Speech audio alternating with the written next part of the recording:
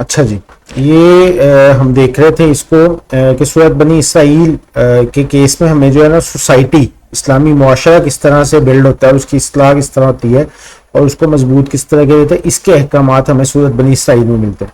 Social engineering میں ہمارے آج کل کے جو سینیریوز چل رہے ہیں اس میں بہت سارے ایسے معاملات پیدا کیے جا رہے ہیں کہ جو ہے نا وہ سمجھ لیں کہ اسلام کے اگینسٹ یا اس کے اگینسٹ ورژن میں کمپیریزن میں ہمارے سامنے چیزیں آ رہی ہیں، ان کے علاوہ ورژنز آ رہے ہیں، ان کا پھر ہمیں جو ہے وہ نقصانات بھی ہم دیکھ رہے ہیں. اور یہ بہت ساری چیزیں جو ہے یہ انٹینشنلی مغرب کی طرف سے یا مختلف جگہوں سے لانچ کیے جاتے ہیں. انہوں نے اپنی تو جو ہے نا وہ کہتے نہیں جس کی دم اپنی کٹی ہو وہ کہتا ہے سب کی کٹی جائے تو بہتر ہے. تو انہوں نے اپنا فیملی سسٹم تو جو جس لیول پہ لے آئے ہیں وہ تو ہم دیکھ ہی رہے ہیں کہ نہ کوئی جو ہے وہ شادی کرنے کو لوگ تیار ہیں، ٹھیک ہے، نہ جو ہے نا ان کے پیرنٹس کے درمیان یا بچوں کے درمیان ایک کیمسٹری موجود ہے، ٹھیک ہے، اور وہ سب چیزیں ڈیمیج کر کے بیٹھے ہوئے ہیں. ماں باپ کو جو ہے نا وہ اولڈ ہاؤسز میں بھیج دینا ہے اور بچوں نے جو ہے نا بڑی جلدی وہ انڈیپینڈنس کی طرف چلے جانا ہے، شادی کرنے کے لیے کوئی تیار نہیں ہے، اولاد پیدا کری جانی ہے اور پتہ ہی نہیں ہے کس کا بچہ ہے، کون کس کو اون کر رہا ہے نہیں کر رہا. تو اسلام نے جو ہے یہ سب چیزوں کو ایڈریس کیا ہے اور اس کے مقابل میں ایک پورا سسٹم جو ہے نا وہ جنریٹ کر کے دیا ہے، جس کو ہم فیملی سسٹم بھی دیکھا ہے سورۃ تحریم کے روشنی میں کہ بھئی دونوں کے حقوق کو پروٹیکٹ کیا جائے. جیسے ہم نے ایک سورۃ فاتحہ کے جب ہم لوگ اسٹڈی کر رہے تھے اس میں ہم نے ایک چیز دیکھی تھی کہ بہت سارے معاملات ایسے ہوتے ہیں کہ جن کو آپ کوئی بھی اگر ایک پارٹی ایڈریس کرے گی تو وہ لازمی جو ہے وہ انصاف کا دامن جو ہے وہ ہاتھ سے چھوٹے گا. جیسے مرد اور عورت کے درمیان کیا حق حقوق ہیں، جو ہے نا گورنمنٹس اور عوام کے درمیان کیا حق حقوق ہیں، پھر اس طرح امپلائے اور امپلائرز کے درمیان کیا حق حقوق ہیں، یا محنت اور سرمایہ جو ہے وہ دونوں نے کہاں پہ جا کر فیصلہ کرنا ہے. محنت کہتی ہے سارا کچھ مجھے دے دو، سرمایہ کہتا ہے سارا کچھ مجھے دے دو. مرد اور عورت میں سے جو کوئی بھی ان اصولوں کو وضع کرے گا، اگر مرد کرتا ہے تو وہ سائیکولوجیکلی چیزوں کو اپنی طرف لے کے آئے گا، زیادہ جو ہے ڈنڈی مارے گا، اور اگر عورت کرتی ہے تو وہ اس طرف سے ڈنڈی مارے گی، تو اگر وہ اس کے اصول طے کرتی ہے. تو اللہ تعالیٰ نے جس نے دونوں کو پیدا کیا، جس نے محنت سرمایہ کو بھی پیدا کیا، جو پوری کائنات کا جو ہے وہ بادشاہ مالک ہے اور ہر چیز کو پروڈیوس کرنے کے پیچھے اس کی سائیکالوجی، اس کی تسکین، اس کی جو ہے نا ضروریات کو سمجھتا ہے، اس کے جو فیصلے ہیں اگر ان کو لے لیا جائے تو وہ جیسے دنیا میں ایک آرڈر چل رہا ہے، سورج چاند ستارے آسمان ہر چیز اپنی وقت پہ آتے جاتے ہیں، اسی طرح اگر انسان ان احکامات کو بھی لے لے تو اس کی زندگی میں بھی ایسی ہی ترتیب قائم ہو سکتی ہے جو سکون کی بیس پہ ہوگی اور وہ چلتی رہے گی.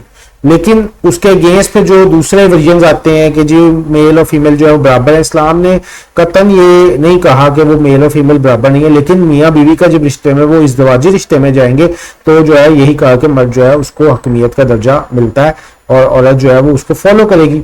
ٹھیک ہے، یہ چیز اگر اس چیز پہ بحث ڈیبیٹ ہونے لگ جائے اور اس کی جگہ یہ چیزیں امپلیمنٹ کر دی جائیں، جی عورت نکلے گی وہ کیریئر بنائے گی اور بچوں کو دونوں نہیں دیکھنا، بچوں کو چھوڑ دینا کسی جگہ پر، تو اسلام اس نظام کو نہ تو پسند کرتا ہے اور نہ ہی اس کی تائید کرتا ہے.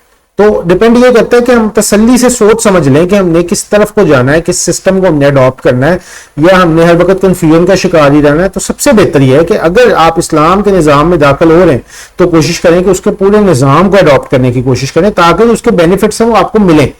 ٹھیک ہے، اور اس کے اندر تو آخرت کا بھی ایک اٹریکشن اللہ تعالیٰ نے بہت زبردست رکھ دی ہے. ٹھیک ہے، تو یہ امپورٹنٹ چیز تھی جس کو میں بتانا چاہ رہا تھا کہ یہ ریئل سینیریوز میں چیزیں درہم برہم کی جاتی ہیں اور پھر جو ہے نا وہ اس کے نتیجے نتائج ہمیں ملتے ہیں. اب ہمارے معاشرے میں چاہے کہ یہ یس سے نہیں آیا، لیکن اب جیسے متعلقہ خواتین ہیں یا بیوہ ہیں ان کے ساتھ جو نکاح کرنے کا معاملہ ہے وہ اتنا زیادہ گمبھیر کر دیا ہے یا اس کو کر دیا ہے، تو وہ اس کا کیا نتیجہ نکلے گا آپ خود بتائیں کہ وہ ان کی کیا نیڈز ختم ہو گئی ہیں، ان کی کیا فزیکل جو ہے نا ضرورتیں ختم ہو گئی ہیں، یا وہ اب ان کو مرد کی ضرورت ہی باقی نہیں رہی ہے یا ان کو پروٹیکشن کی ضرورت باقی نہیں رہی ہے، تو پھر کیا اس کے نتائج نکلیں گے. ٹھیک ہے، تو یہ ساری چیزیں اسلام ایک مکمل نظام حیات دے رہا ہے کہ بھئی زندگی کو ان اصولوں کے اوپر لے کے چلیں تاکہ وہ بیلنس سچویشن میں چیزیں رہیں. ٹھیک ہے. بہرحال اس صورت کا جو موضوع ہے وہ اسلام کا معاشرتی اور سماجی نظام ہے. پورا ایک نظام آپ کو دے رہا ہے. اس کے اندر مین چیز جو ہے وہ تو آپ کو ڈوز اینڈ ڈونٹس دے رہے ہیں کہ بھئی یہ کام آپ نے کرنے ہیں یا نہیں کرنے. ایک دوسرے کے ساتھ اب کولیبوریشنز ہو رہی ہیں. اب ذات سے آگے نکل آئیں. ذاتی طور پہ آپ نے اپنے آپ کو اعمال صالحہ کا پابند کیا نہیں کیا یا جیسے بھی آپ نے اس کے اوپر محنت جاری ہے. لیکن اب آ گئے ہیں کہ جہاں پہ دوسرے فریقین دوسری پارٹیز بھی آپ کے ساتھ انوالو ہو رہی ہیں اور آپ نے ان کو بھی دیکھ کے چلنا ہے. ان کے بھی حقوق ہیں, وہ آپ کے فرائض ہیں. جو آپ کے حقوق ہیں ان کے فرائض ہیں. اگر وہ حقوق ادا نہیں کرتے تو آپ نے کیسے بیہیو کرنا ہے, آپ نے اپنی طرف سے کیسے بیسٹ جو ہے وہ حقوق ادا کرنے, یہ چیزیں امپورٹنٹ ہیں. ٹھیک ہے. پھر حضرت عبداللہ بن عباس رضی اللہ تعالیٰ عنہ کا قول ہے کہ انہوں نے ان صورتوں کے بارے میں, ان آیات کے بارے میں فرمایا کہ یہ حضرت موسیٰ کو جس طرح 10 کمانڈمنٹس ملی تھی, 10 ایسی چیزیں ملی تھی کہ جو ان کو وہ ملی تھی توراہ کی صورت میں کہ بھئی یہ آپ نے اپنا معاشرہ اس چیز پہ بیس کرنا ہے. ٹھیک ہے. یہ وہ اس کا قرآنک ورژن اس کو بولتے ہیں. حضرت ابراہیم علیہ السلام تک جو ہے معاملہ ایسے رہا ہے کہ انسان جو ہے وہ سمجھ لیں معاشرے کی صورت میں نہیں رہتا تھا. چند لوگ ہوتے تھے, دعوت ہوتی تھی اور ان کو دعوت دی جاتی تھی کہ آپ ایمان لے آؤ, اللہ کو مان لو اور نبی کی تابع داری کرو, فالو کرو اس کو. ٹھیک ہے. اور نبی کو جو ہے وہ مختلف احکامات آتے تھے. چنانچہ ابراہیم علیہ السلام کو جو ہے نا انفرادی زندگی کا اسوہ حسنہ کہا گیا. اللہ کے نبی صلی اللہ علیہ وسلم کو بھی کہا گیا کہ ان کو آپ فالو کریں. ابراہیم کی جو ہے نا اس میں تمہارے لیے بھی اسوہ حسنہ ہے.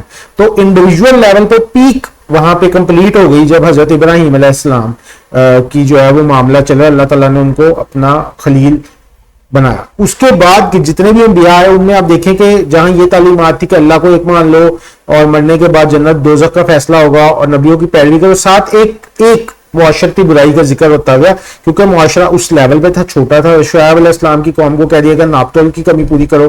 حضرت لوط علیہ السلام کی قوم کو جو ان کو تھا ہم جنس پرستی, اس سے روک دیا گیا. پھر اسی طرح جتنے بھی معاملات آتے تھے ان میں ایک آدھ معاشرتی برائی کا ذکر ہوتا تھا.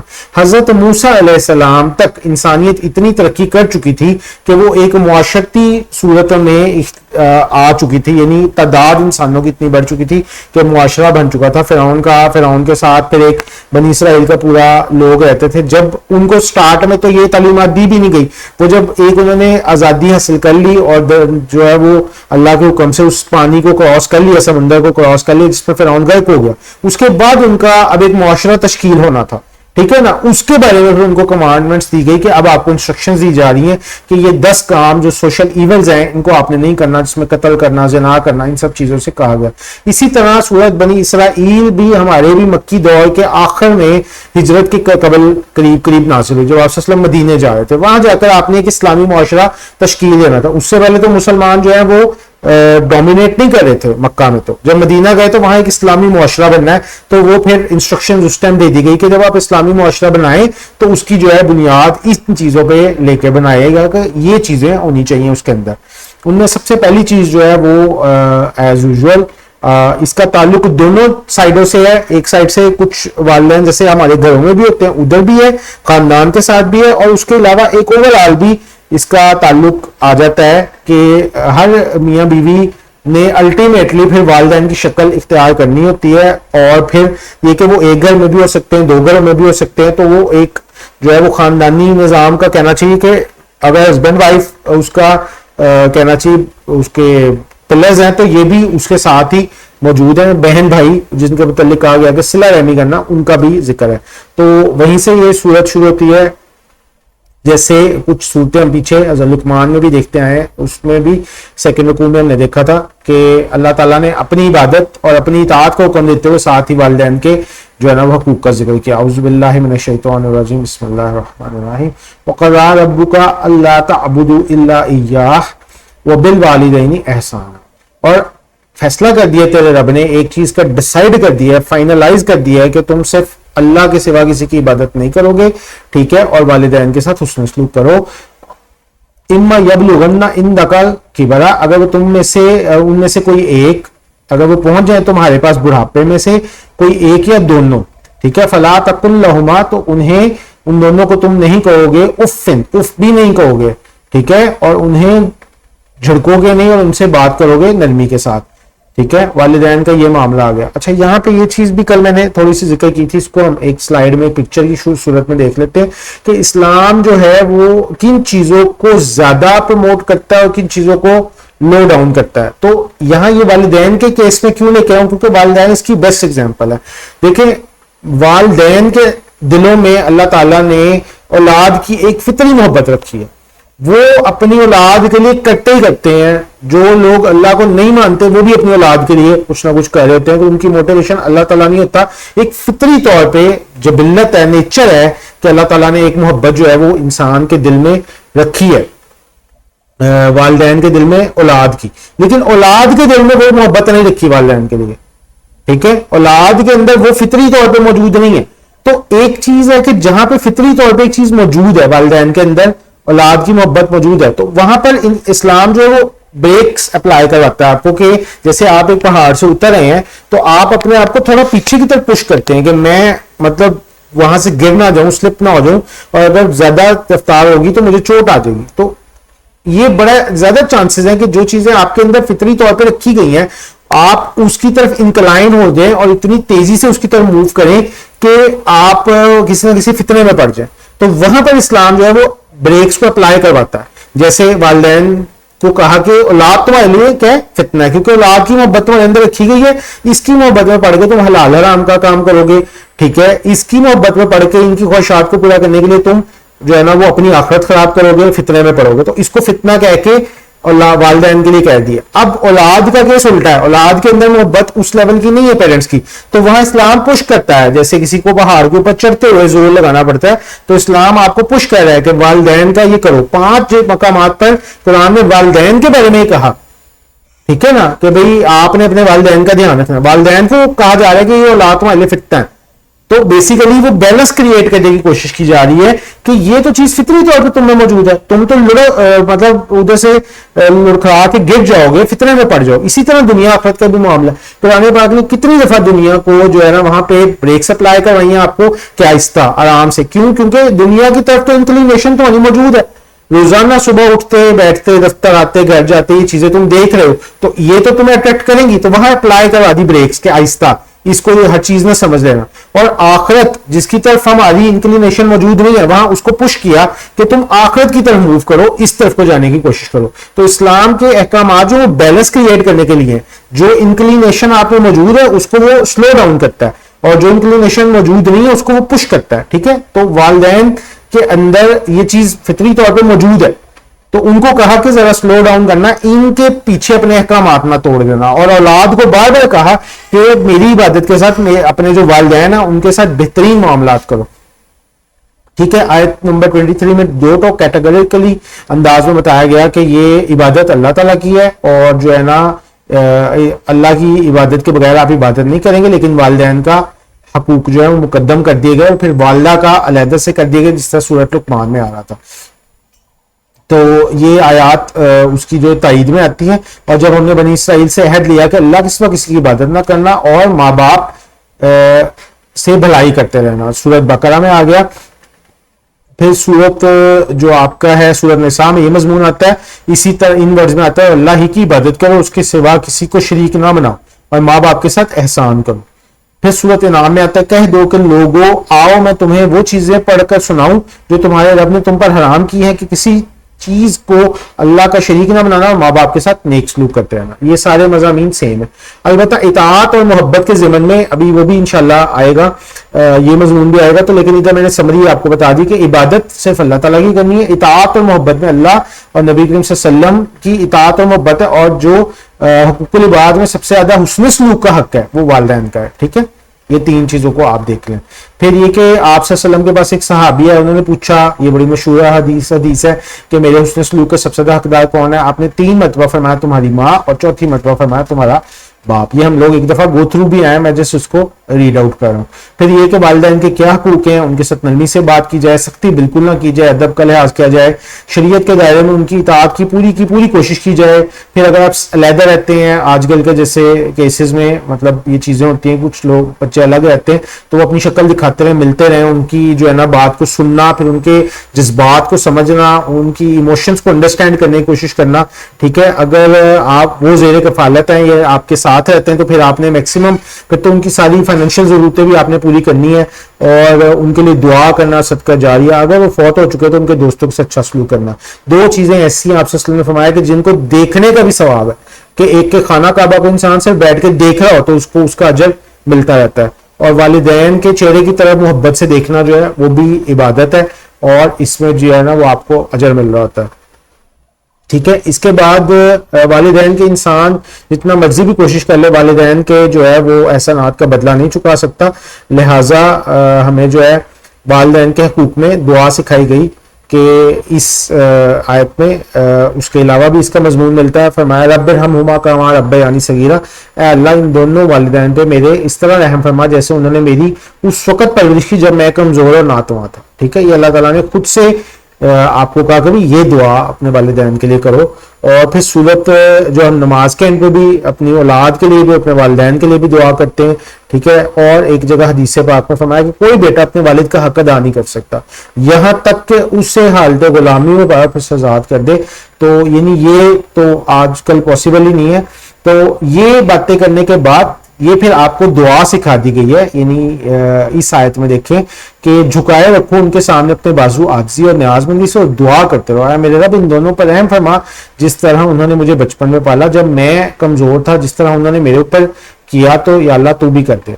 अच्छा, तीसरा फिर जो हम अपनी लाइफ के सिनेरियोज में देखते हैं, अब एक इंसान कितना भी जो है वो हो जाए, आप समझ लें कि वालिदैन का फरमाबरदार, लेकिन बाज़ औक़ात हमारे रियलिस्टिक सिनेरियोज में ऐसा वक्त आ जाता है जहां आपको किसी चीज से उनको मना करना पड़ सकता है। मिसाल है कि वालिदैन को कोई ऐसी बीमारी है जैसे शुगर की बीमारी है, और वो मीठे से आपको भी पता है कि वो मीठा इस्तेमाल करने से उनको बड़ा प्रॉब्लम हो जाएगा और उनकी तबीयत नासाज हो जाएगी, तो बच्चों को मना तो करना पड़ सकता है ऐसे सिनेरियोज में। या जैसे फरमाया कि जब इंसान एक उम्र को पहुंचता है तो फिर वो बच्चे की तरह बिहेव करने लग जाता है, और बाज़ औक़ात इंसान को जो है ना वो मजबूरन जितना मर्जी भी को फरमाबरदार बेटा उनको करना पड़ सकता है। तो उसके लिए ये फरमाया कि अल्लाह बेहतर जानता है कि तुम्हारे दिलों में क्या, ठीक है। अल्लाह बेहतर जानता है कि तुम्हारे दिलों में क्या, तुम किस नीयत से कोई काम कर रहे हो। तो एक ये कोई ऐसा असूल नहीं बना दिया गया, दीवार नहीं बना दी गई कि भाई इसको चेंज नहीं किया जा सकता या कुरान में आ गया, तो अल्लाह ताला साथ ही उसको रिलैक्सेशन का जो मामला वो दे देते हैं कि मैं भी समझता हूं कि कैसे रियल लाइफ में जो सिनेरियोज आ सकते हैं। तो फिर आपका, लेकिन फिर पॉइंट वही है, इवन कि अगर उन्होंने कहा तुम्हें शिर्क करो तो शिर्क भी आपने नहीं करना, लेकिन फरमाया था कि नरमी का बिहेवियर रखना है उनके साथ। तो ये भी हत्तुल इम्कान कोशिश करें कि आपने जितनी अदब एहतराम से अपने ऊपर जबर करें बेशक, और अपने ऊपर अपने सबर को जो है ना वो अपने सबर को टेस्ट करें, लेकिन कोशिश करें कि उनके साथ जो है ना मामला ऐसा ना करें कि जिसमें बदतमीजी का पहलू है।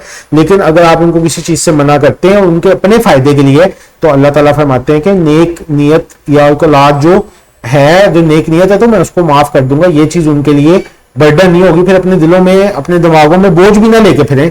तो फरमाया कि रब्बुकुम आलमू, अल्लाह ही है जो सबसे ज्यादा, तुम्हारा रब सबसे ज्यादा जानता, खूब वाकिफ है, बिमाफी नफूसिकुम, जो तुम्हारे नफ्सों के अंदर है उसको अल्लाह अच्छे से जानता है। और ये मजमून यहाँ पे बयान हो, कितनी जगहों पे हमारे जो आपस के मामलात है उसमें हर जगह पे ये आप मजमून फिट कर सकते हैं। बहुत सारे मामलात हमें करने पड़ते हैं अपने स्पाउसेस के साथ, अपने पेरेंट्स के साथ, अपने खानदान में, जहां पर हम इस्लाह कर रहे थे, लेकिन हम वहां पर ये नहीं, उसको वो लग ये रहा होता है कि जाहिरी तौर पर ये जो है वो हार्ड है। तो अल्लाह ताला कहते हैं मैं जानता हूं तुम्हारे नफ्सों में क्या चीज है, मुझे पता है। इन तकूनु सालीन, अगर तुम नेक हो, ठीक है, अगर तुम वाकई नेक हो गए तो वो रजू करने वालों के लिए बड़ा बख्शने वाला है। हाँ, लेकिन अव्वा बीना कि बहुत ज्यादा तौबा करने वाले को लिए माफ करें। लेकिन इंसान कभी भी इस चीज में ना आए कि भाई मैं इसको ठीक ही कर रहा हूं, ओवर कॉन्फिडेंट ना हो, या अपने जो अल्लाह ताला के अहकामात है उसको बिल्कुल किसी खाते में ना गिने। वो सब चीजें अपनी जगह पे मौजूद है, लेकिन बैलेंस को या किसी की नेक नियति से, किसी की बेहतरी के लिए कोई काम करना, उससे हटकर, वो भी अल्लाह ताला ने इसको यहाँ पर अलाउ किया। उसको फरमाया कि इसको अपने ज़हनों पे जो है ना बोझ लेके ना बाद में फिरते रहना। آگے آیت نمبر 26 اور 27 میں جو ہے یہ فضول خرچی سے بچنے کے بارے میں جو ہے یہ مضامین آ رہے ہیں. آیت نمبر 26:7 وَآتِ ذَا الْقُرْبَىٰ حَقَّهُ، اور رشتہ داروں کو ان کا حق ادا کرو، وَالْمِسْكِينَ اور محتاجوں کو بھی، وَابْنِ السَّبِيلِ اور مسافروں کو بھی، وَلَا تُبَذِّرْ تَبْذِيرًا اور مال بیجا نہیں اڑاؤ. یہ مضمون جو ہے یہ تو تقریباً آیت بر کے اندر ہم دیکھتے آئے ہیں کہ وہاں پہ 6 چیزیں تھی. سورۃ بقرہ آیت نمبر 177 آیت بر تھی، ٹھیک ہے. اس کے اندر 6 ذکر تھے، لوگوں کا ذکر تھا. یہاں 3 کا ہے، وہ آگے ہم دیکھ لیتے ہیں. اور یہاں پر نیا اس کا احکام اس کے ساتھ جوڑ کے آیا کہ اپنے مال کو بیجا نہیں اڑانا، بے شک بیجا خرچ کرنے والا شیاطین کے بھائی ہیں اور شیطان اپنے رب کا ناشکرا ہے.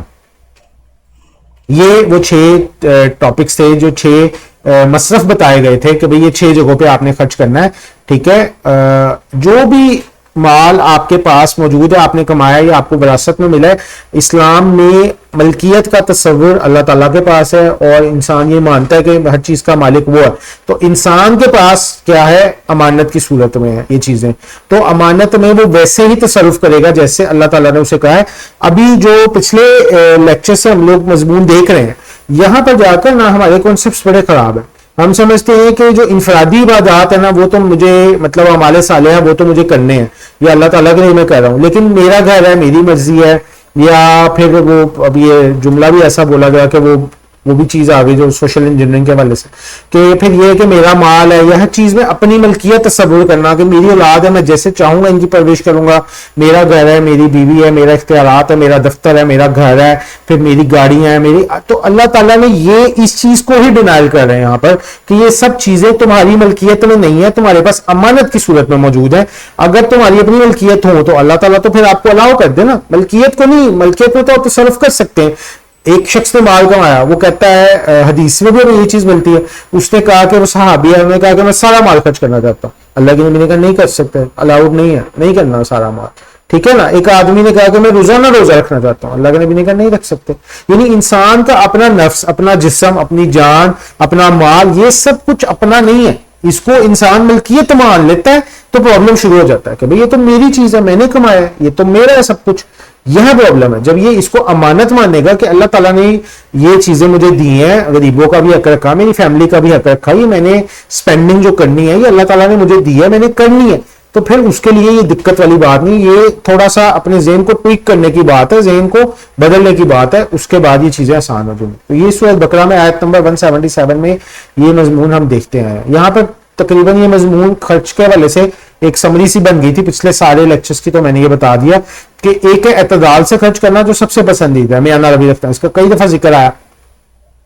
پھر ایک بخل کا ذکر آتا ہے کہ بالکل ناپسندیدہ بات ہے کہ اپنی ضرورت میں بھی انسان خرچ نہ کرے، اور جو ہے نا وہ گھٹیا قسم کی حرکتیں اور جو ہے نا عجیب سی حرکتوں میں پڑ جائے، اور بالکل ناپسندیدہ ہے کہ وہ خرچ کرنے سے اپنا ہاتھ ہی روک لے. اس صورت میں بھی اس کا ذکر آنا ہے.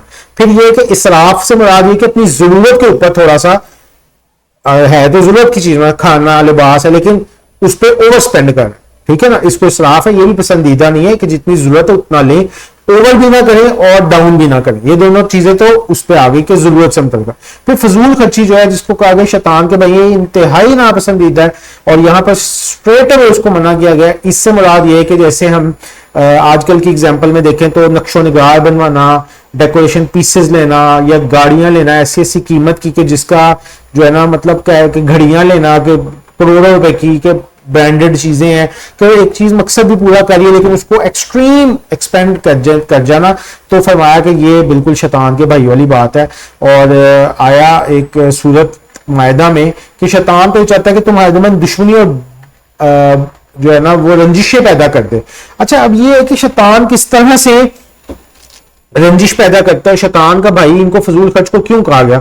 تو اس کی آپ دیکھیں کہ آپ ریئل ٹائم سینیریوز میں بھی ہم اس کی بات کر لیتے ہیں کہ ہمارے جو ہے نا ریئل سینیریوز میں کیا ہوتا ہے. مثال دیتا ہوں آپ کو ایک، کہ آپ ایک ریسٹورینٹ میں گئے ہیں، آپ نے کوئی 10-15 لوگ آپ لوگوں نے جمع ہوئے ہیں، آپ نے یا شادی کا فنکشن ہے، اب ادھر آپ لوگ جمع ہوئے ہیں، آپ کھانا کھانے کے لیے گئے ہیں، ٹھیک ہے.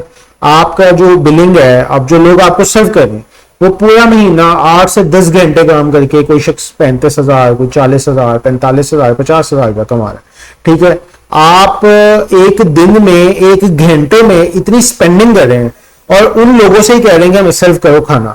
آپ کے خیال کے مطابق وہ شخص آپ اس کے اس وقت جو جذبات ہیں یا اس کے دل پہ کیا بیت رہی ہے؟ وہ آپ کو خوشی سے سرو کر رہا ہوگا، اس کے لیے کتنا مشکل ہے اس چیز کو ٹالریٹ کرنا. اس کے گھر میں کوئی ماں باپ ہوں گے جس کی اس نے میڈیسن لینی ہوں گی، کوئی بچے ہوں گے جس کی دوائی پینڈنگ ہوگی، اس کے پاس پیسے کی قلت ہوگی، اس سے قرضہ لیا ہوگا، اور آپ یا ہم لوگ ایسے اس کو بے دھڑک خرچ کر رہے ہیں. یا میں پرسنلی کچھ لوگوں کو جانتا ہوں ایسے لوگ کہ جو مطلب انتہائی زیادہ امیر، اور ایک منٹ میں وہ 5 کروڑ 10 کروڑ کی گاڑی خرید لیں، لیکن کیا ہے کہ اپنی لیبر کو ٹائم پہ پیسے نہیں دینے. ٹھیک ہے، تو کہ یہ جو ہے نا چوڑ ہو جائیں گے. یہ چیزیں دیکھی شیطان آپ سے فضول خرچی کرواتا کیوں ہے کہ تمہارا تو سٹیٹس اور تمہارا تو مینٹین رہنا چاہیے، لیکن نیچے والا جو ہے اس کے درمیان پھر نفرت پیدا ہو رہی ہے نا. ایسے ایسے سانحات پھر ہو جاتے ہیں نا کہ کسی نے کوئی ایسا واقعہ کر دیا. تو اللہ تعالیٰ آپ کو بیلنس کی ترغیب دے رہا ہے کہ بیلنس کرو، آپ ایسے نہیں کرو. اور اگر پھر آپ کو اتنا ہی ہے کہ آپ کے پاس اتنا ہی ہے، تو ہر وقت جب ہم جو دین کا کام کرنے لگتے ہیں تب تو ہمیں فوراً یہ ہمارے معاشرے میں بات آتی ہے قربانی کا موقع ہے، قربانی نہ کریں جی، کسی غریب بندے کو دے دیا کریں. تو پھر جو ہمارے لوگ جو صاحب استطاعت ہیں ان کو بھی چاہیے کہ پھر اگر آپ لوگ بھائی 50 لاکھ روپیہ 10 لاکھ 20 لاکھ 15 لاکھ کا کھانا کھا سکتے ہیں، تو پھر وہ جو نیچے لوگ ہیں ان کو بھی اتنا آپ دے کے آئیں کہ وہ بھی کہیں کہ بھئی ہاں اس بندے کے پاس اتنا دل ہے کہ یہ اپنی فیملی پہ بھی سپینڈ کر سکتا ہے، لیکن جو اس کے نیچے ماتحت لوگ ہیں ان کو بھی یہ بھائی رکھ سکتا ہے خیال.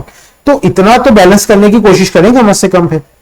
ٹھیک ہے، ویسے تو یہ پسندیدہ پھر بھی نہیں ہو جائے گا، لیکن اس کو بیلنس کرنے کے لیے کچھ تو آپ اس میں رکھیں کہ اگلے کو جب دین آپ کا یہ آپ کو تعلیم دے رہا ہے کہ بھئی آپ نے پھل کھایا ہے تو اس کے چھلکے باہر نہ پھینکنا کہ کہیں تمہارا ہمسایہ دیکھے اور اس کا دل دکھ جائے. تو وہ آپ کو یہ الاؤ کر سکتا ہے دین، یا وہ نظام آپ کو یہ الاؤ کر سکتا ہے کہ آپ جو ہے وہ اپنی 10 کروڑ کی گاڑی منگوائیں یا 8 کروڑ کی 5 کروڑ کی گاڑیاں منگوائیں اور اس کو سوشل میڈیا پہ لگا کر پورے شہر کو، پورے ملک کو، پوری دنیا کو دکھائیں گے نئی چیز لی ہے. کتنے لوگوں کی آپ نے دل آزاری کی ہے جو نہیں لے سکتے، جو بیچارہ پیٹرول نہیں ڈلوا سکتا، آپ اسے کیا بتانا چاہ رہے ہیں اپنے عمل سے؟ اس چیز سے منع کیا گیا کہ فضول خرچی ہے اور اس سے بچو. یہ شیطان کے بھائی ہیں، یہ تو فتنہ برپا کر رہے ہیں، تو فتنہ برپا ہو رہا ہے بہت زیادہ. اس چیز سے معاشرے میں ہر کوئی احساس محرومی کا شکار ہو رہا ہے. اگر اس تک یہ چیز نہیں پہنچ رہی تو کوئی مسئلہ نہیں ہے، وہ اپنے گھر میں خوش ہے. لیکن آپ نے وہ اب ہمارے سوشل میڈیا نے اور ان چیزوں نے بلا وجہ وہ چیز کو جو ہے وہ ایسا نالج پرووائڈ کرنا شروع کر دیا جو اگلا چاہ بھی نہیں ہوتا. اس کو دکھانا ہے، اس کو بتانا ہے یہ میری زندگی ہے. ایک فیک لائف پروموٹ کی ہوئی ہے لوگوں نے کہ بھئی ہم پتہ نہیں کیا کر رہے ہیں، پیسہ ضائع کر رہے ہیں، پھینک رہے ہیں، شادیوں پہ اڑا رہے ہیں، لیکن کسی آدمی کو نہیں دے سکتے.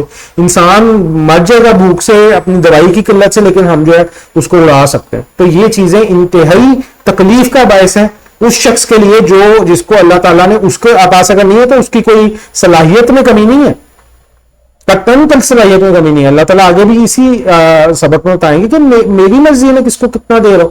تو کسی انسان کی صلاحیت میں کمی نہیں ہے. اگر آپ کو اللہ تعالیٰ نے زیادہ دیا تو آپ وہ ایسے کام نہ کریں کہ جو دوسروں کو تکلیف دینے کا یا ان کے جذبات کو مجروح کرنے کا باعث بنے، پھر معاملات جو ہے بہت خراب ہو سکتے ہیں. آگے آیت نمبر 28 میں فرمایا اگر تمہیں اب یہ وہ آ گیا خرچ کرنے کے بارے میں آ گیا اور فضول خرچی سے منع کر دی. اب فرمایا کہ اگر کئی دفعہ یہ تمہارا بھی سٹیٹ ہو سکتا ہے کہ تمہیں جو ہے وہ مستحقین جو ہیں، جو مستحق لوگ ہیں، ان سے اعراض کرنا پڑے، یا تمہارے پہ تم بھی اپنے رب کی رحمت کی امید کرو، تمہارا بھی ہاتھ آج کل تنگ ہے، تم نہیں کر سکتے، تو تم کیا کرو کہ معذرت کرو. تمہارے مال میں ان کا حق تھا، تم نہیں دے سکے، اس بات کی معذرت کرو. اوپر سے نہیں آؤ کسی کے کہ بھئی تم جو ہو تم لوگ پروفیشن کو پروموٹ کر رہے ہو، تم فلانا ہو تو تم یہ ہو. بالکل نہیں. جب اللہ تعالیٰ نے کہہ دیا ان کے حق تمہارے مال میں ہے تو مال اللہ کی امانت ہے، ان میں حق موجود ہے. اب اگر تم نہیں دے سکتے یا تم خود بھی ٹائٹ ہو تو اپنے آپ کو ڈیمیج نہیں کرو، اپنے سسٹم کو کولیپس نہیں کرو، ان سے معذرت کر لو، لیکن معذرت کرو کہ میں آپ کا حق تھا، میں نہیں دے سکا. ٹھیک ہے نا؟ ذرا ڈاؤن ہو کے بات کرو. ایسے اوپر سے نہیں آؤ کہ بھئی تم لوگوں نے تو پروفیشن ہی بنا لیا ہے، تم لوگ تو ہو ہی ایسے بات کرنے سے آپ ڈبل جو ہے نا نقصان اٹھا رہے ہیں. ان کا حق تھا جو آپ نے دینا تھا، آپ دے بھی نہیں رہے اور آپ بدتمیزی بھی کر رہے ہیں. ٹھیک ہے؟ اور اپنے ہاتھ کو نہ تو گردن سے باندھ لو، یعنی بخل نہ کرو اتنا شدید جس کا ذکر ابھی ہم کرتے آئے کہ بخل نہیں کرنا، وہ بہت غلط ہے. اور نہ بالکل ہی کھول دو کہ سبھی کچھ دے ڈالو اور اپنے ہاتھ کو اتنا بھی نہیں اوپن ہے میں نہ ابھی لے کے چلو اور تو پھر ملامت زیادہ تھکا کے بیٹھ جو کہ میرے پاس پیسہ ہی نہیں تو میں خود کیسے سروائیو کروں. یہ بھی کیفیت آپ نے جو ہے وہ اپنے اندر نہیں پیدا کرنی. ٹھیک ہے, میاں نبی کا فرمایا گیا, یہ مضمون کافی دفعہ ذکر ہو گیا, تو یہاں ہم جسٹ یہی حدیث کر لیتے ہیں, یا اکیلی کافی ہے اس مضمون کو بیان کرنے کے لیے, کہ وہ محتاج نہیں ہوتا جو میاں نبی رکھتا ہے, اور یہ جو ہے نیکی بھی جذبے کی طرح ابھرتی ہے. کسی وقت ایسا جذبہ آیا کہ سارا ہی خرچ کر دیا, تو یہ بھی کوئی بیلنس نہیں ہے. اسلام ایک بیلنس سوسائٹی بنا رہا ہے, ایک نظام بنا رہا ہے, نہ کہ جو ہے نا ایسی چیز آپ کو کہہ رہا ہے کہ آپ, اور بار بار ایک ایگزامپل ہمارے حضرات کا کوٹ کرنا کہ ابو بکر نے سارا مال دے دیا تھا, وہ چیز جو ہے وہ جنگ کے موقع سے خاص ہے. اللہ کے نبی اکثر جو ہے وہ جب غزوات پہ جاتے تھے تو الاؤ کر دیا کرتے تھے لوگوں کو کہ کوئی بات نہیں, اپنی ضرورت کے کام کر لو اس طرح سے. لیکن جب آخری جنگ آئی جس میں رومنز کے ساتھ مقابلہ تھا, وہاں آپ صلی اللہ علیہ وسلم نے جس طرح ایک کہا کہ بھائی ہمارا سفر لمبا ہے, ہمیں زیادہ مال چاہیے, زیادہ چاہیے, تو اس وقت کی ایک اسپیشل اپیل تھی جس پہ ابو بکر صدیق اپنے گھر کا سارا مال لے تھے. وہ ایک اسپیشل کیس سینیریو تھا. اس کے علاوہ بار بار اس چیز کو کر کے یہ کسی کو نہیں کہنا چاہیے کہ بھائی تم سارا دینے کی طلب ہی نہیں ہے. نہ اسلام آپ سے سارا مانگ رہا ہے, نہ آپ کا پیسہ سارا مانگ رہا ہے, نہ آپ کی جو ہے نا وہ صلاحیتوں کا سارا حصہ مانگ رہا ہے کہ 24 گھنٹے تم جو ہے نا وہ حاجی نمازی بن جاؤ اور کوئی کام نہ کرو. یہ سب چیزیں بالکل غلط کانسیپٹس ہیں. اسلام اس معاشرے کو بالکل پروموٹ نہیں کرتا.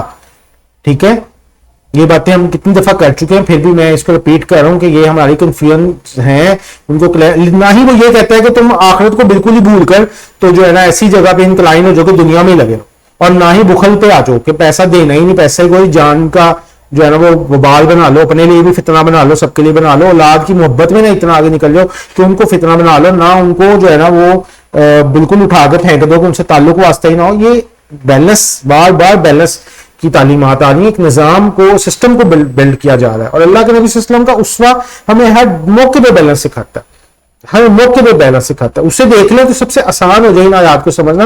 حضرت عائشہ رضی اللہ عنہ کہتی کہ اللہ کے نبی تو چلتا پھرتا قرآن تھے, جو قرآن میں چیزیں بیان ہوئی وہ اللہ کے نبی صلی اللہ علیہ وسلم کی سیرت میں بیانی ہی موجود تھی. ایسے تھا کہ جیسے قرآن ہی چل پھر آئے گی. یونیورسٹی میں آپ نے نالج دیا تو یونیورسٹی کی طرح کا ہی اس کا وہ درجہ ہے کہ وہ اسٹرانگ آپ کو کریکٹر سے اپنے بتا رہے ہیں کہ بھئی یہ جو ہے نا آپ کو ہر عمل کر کے دکھائیں گے, عملی ثبوت دے کر آپ کو جو ہے وہ آپ تک بات پہنچائیں گے. ایسے صرف زبانی کلامی نہیں پہنچا رہے. یہاں آیت نمبر 30 میں فرمایا کہ بے شک تمہارا رب جس کی روزی چاہتا ہے فراق کرتا ہے, جس کی روزی چاہتا ہے تنگ کر دیتا ہے. وہ اپنے بندوں سے خبردار ہے اور ان کو دیکھ رہا ہے. ٹھیک ہے, یہ وہی پوائنٹ آ گیا کہ ان ربک یبسط الرزق لمن یشاء یقدر, کہ جس کو چاہتا ہے بڑھاتا ہے. اب یہ ہوتا ہے کہ ہم بھی بعض اوقات ہیلپ کر دیتے ہیں. اس کا پچھلی آیت سے یہ کانٹیکٹ آپ کر سکتے ہیں, لنک کر سکتے ہیں کہ ہم بھی بعض اوقات کسی بندے کی ہیلپ کر رہے ہوتے ہیں, لیکن ہم دیکھتے ہیں کہ وہ جو ہے وہ اس کے اندر اس کو فائدہ نہیں ہو رہا یا اس کا کوئی ایسٹ نہیں بن رہا. تو فرمایا کہ اس کو اپنے سر پہ نہیں لو, تمہارا کام تھا اس کی ہیلپ آؤٹ کرنا, اللہ کے حکم کو پورا کرنا, تم نے کیا. اب اس کا نہیں بن رہا تو ہو سکتا ہے اللہ تعالیٰ نے ایسے رکھا ہوگا اس کے پاس ایک روزی ایک لیول تک کی رہنی ہے. ٹھیک ہے, اور وہ تو اللہ کی مرضی ہے نا کہ کس کے پاس وہ جمع ہوگا, فائدہ دینے لگ پڑے, کس کے پاس ایک لیول تک ہے. کوئی شخص ایسا بھی ہو سکتا ہے اللہ نے اس کے لیے فیصلہ کیا, اس کی آخرت کے لیے کر دیا فیصلہ کہ اگر اس کے پاس زیادہ رسک آئے گا تو یہ جو ہے بدماشیاں کرے گا, یہ جو ہے نا عیاشیاں کرے گا, تو اس کو ایک لمیٹڈ رسک دے دیا. یہ تو اللہ بہتر جانتے ہیں ہر چیز کو, وہ بہتر خبردار ہے, ان کو دیکھ رہا ہے, اس کو پتا ہے میں نے کس کو جو ہے نا کس نظام کو کیسے لے کے چلنا. تم اپنا کام کرو اور اس کی جگہ پہ آنے کی کوشش نہ کرو کہ بھئی ہم کسی کے خدا بن جائیں یا اس کو ہم اسٹیبلش کریں. اللہ تعالیٰ کی مرضی ہے. اسی طرح ہدایت کے معاملے میں بھی یہ معاملہ ہے کہ آپ کہنا آپ کے ذمہ ہے, لیکن کسی کو ہدایت دینا وہ اللہ کے کام. تو کسی کی ہیلپ کرنا آپ کا کام ہے, وہ آپ اپنا فرض ادا کریں, اور اگر آپ کے پاس نہیں ہے تو آپ معذرت کریں. لیکن یہ سوچنا کہ یار اس کا بنا نہیں ہے, میں اگلی دفعہ اس کو زیادہ کر دوں گا, یوں کر دوں گا, تدبیر کے لیول پہ ٹھیک ہے آپ کر سکتے ہیں, لیکن اس کو اپنے سر پہ نہ بوجھل بنا لیں کہ یار اس کا بن تو بیچارے کا کچھ بھی نہیں رہا ہے تو کیا کرنا ہے, یہ کیا ہے. تو آپ اپنی استطاعت کے مطابق کریں, جتنا آپ کے پاس کشائش ہے اپنے بھی سسٹم کو دیکھیں, اس کے مطابق آپ ساتھ ساتھ کرتے جائیں. آیت نمبر 31 آگے آ جاتی ہے, اور اپنی اولاد کو مفلسی کی خوف سے قتل نہ کرو, ہم ان کو بھی رزق دیتے ہیں اور تمہیں بھی, کچھ شک نہیں کہ ان کا مار ڈالنا بہت سخت ہونا ہے. یہ پچھلی آیت کے ساتھ بھی کنیکٹ ہو جاتا ہے اور اگلی آیت کے ساتھ بھی یہ کنیکٹ ہو جائے گا. اپنی اولاد کو یعنی اللہ تعالیٰ نے کہہ دیا کہ رزق کا بندوبست میرا ہے, میں ہی دیتا ہوں, جس کو جتنا چاہتا دیتا ہوں. اور پھر فرمایا کہ اپنی اولاد کو مت قتل کرو مفلسی کے خوف سے. یہ عرب معاشرے میں ایسے ہو جاتا تھا, یا قتل کرنے کے بہت سارے کیسز چلتے رہے ہیں کہ وہ ایسے بھی عورتوں کو قتل کر دیتے تھے. ان میں یہ چیز پائی جاتی تھی کہ یہ عورت ہے, بچی ہے, پیدا ہوئی ہے, یہ بڑی ہوگی تو پھر کوئی جو ہے نا وہ اس کے ساتھ نکاح کرے گا تو ہماری عزت ہے اور یہ ہو جائے گا وہ، یعنی ایسی سوچیں بھی ان میں موجود تھی. تو کسی بھی وجہ سے اپنی اولاد کو قتل کرنے سے منع کیا گیا ہے. اور مفلسی کے ڈر سے یہ سوچنا کہ رزق کو بندوبست کون کرے گا، تو اللہ تعالیٰ یہاں پہ وہی سوال کرنا چاہ رہے یا آپ کے دماغ کو جھنجھوڑنا چاہ رہے کہ تمہیں رزق کون کھلاتا ہے، تم اپنا بھی بتا دو نا. تم نے یہ سوچ لیا ہے نا کہ میں رازق ہوں، میں سب کچھ پورا کروں، تمہارے رزق کا بندوبست بھی تو اس کے پاس ہے. یا کتنے لوگ ایسے ہیں کہ جن کے والدین چلے جاتے ہیں تو ان کے رزق کا بندوبست نہیں ہوتا. اللہ تعالیٰ رازق ہے اور وہ پورا کرنے والا ہے سب کو. تو یہ فرمایا کہ اور پھر یہ کہ مفلسی کی وجہ سے پھر خواتین کا یہ کہ اپنے وہ پریگننسی کو گرا دینا، اس کو کہا گیا یہاں سے قتل شروع ہوتا ہے. ایک تو یہ کہ وہ پیدا ہو جاتی تھی بچے، ان کو زندہ گول کر دیتے تھے. عرب معاشرے میں یہ بھی چیز موجود تھی. پھر جو ہے نا اسقاط حمل کو کر لینا یا وہ ایک الگ چیز ہے. اور یہاں پر بھی ایک چیز پھر آئے گی ریپیٹڈلی کہ کچھ ایسی میڈیسنز جو کہ آپ کو یہ ڈراپ کرنے میں یا آپ حاملہ نہیں ہو سکتے اس میں ہیلپ کرتی ہیں. تو اگر تو ایک عورت کی صحت کی بات ہے، ٹھیک ہے نا، اور آپ کی نیت ٹھیک ہے تو وہاں پہ تو بالکل قطعاً گناہ نہیں ہے. اور اللہ کے نبی صلی اللہ علیہ وسلم نے اس کو جو ہے نا وہ الاؤ بھی کیا. وہ ایک واقعہ ہے جنگ کا، وہ بھی آپ اگر تھوڑی ریسرچ کریں تو آپ کو مل جائے گا.